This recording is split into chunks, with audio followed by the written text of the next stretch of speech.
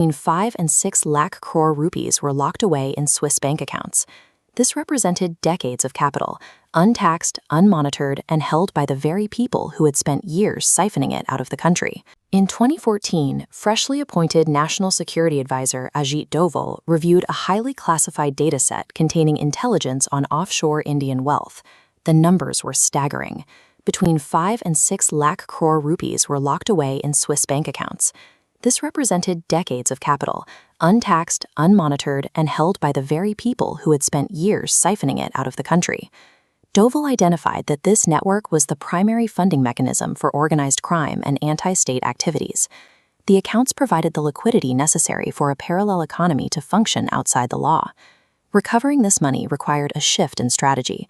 The government stopped treating the issue as simple tax evasion and began handling it as a matter of active national security. This wasn't a static hoard of cash. Doval's intelligence tracking, which began during his time as IB director, showed these accounts were part of a 3-layered financial loop managed by the D Company syndicate and its leader, Dawood Ibrahim. Hawala operators moved illicit cash from Delhi to Swiss accounts without a trace.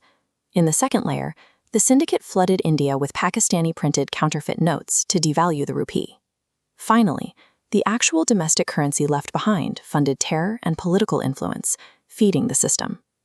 To stop the bleeding, Doval had to dismantle each layer of this machine, starting with the flow of physical currency inside the country. By late 2014, the Prime Minister and Doval agreed that the surge in counterfeit currency posed the most immediate threat to the economy. They began planning a blunt force strike against the syndicate's liquidity. On November 8, 2016, the government launched Operation Greenleaf. In a single announcement, the existing 500 and 1,000 rupee notes were invalidated, stripping them of their status as legal tender. The logistical impact on the public was immediate. Millions of citizens were forced into long queues at banks to exchange their legitimate savings for newly issued currency. For the D Company, the result was a massive financial loss.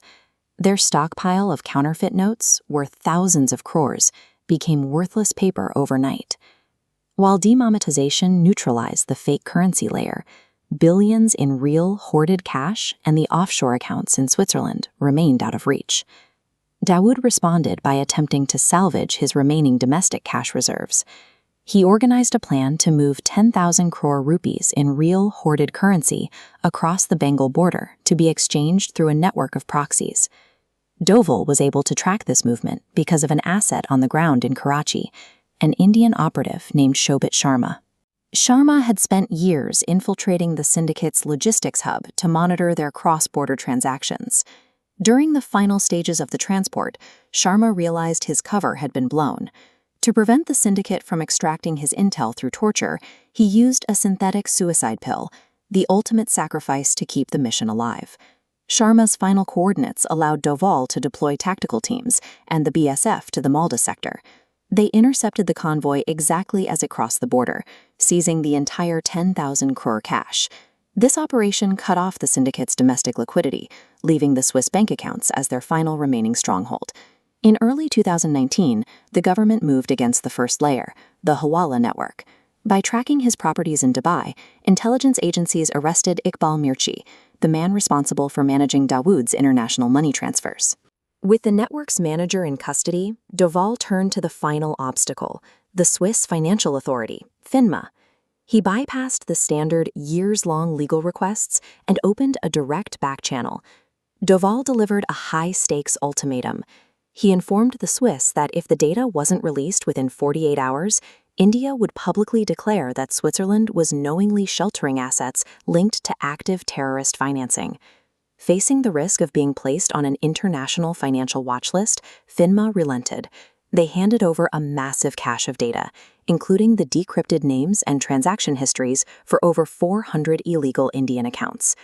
Doval had effectively weaponized the threat of reputational damage to break through a diplomatic stalemate that had lasted for decades. On April 7, 2019, just days before the national elections, Doval authorized the enforcement agencies to act on the decrypted Swiss data. Simultaneous raids were launched across India.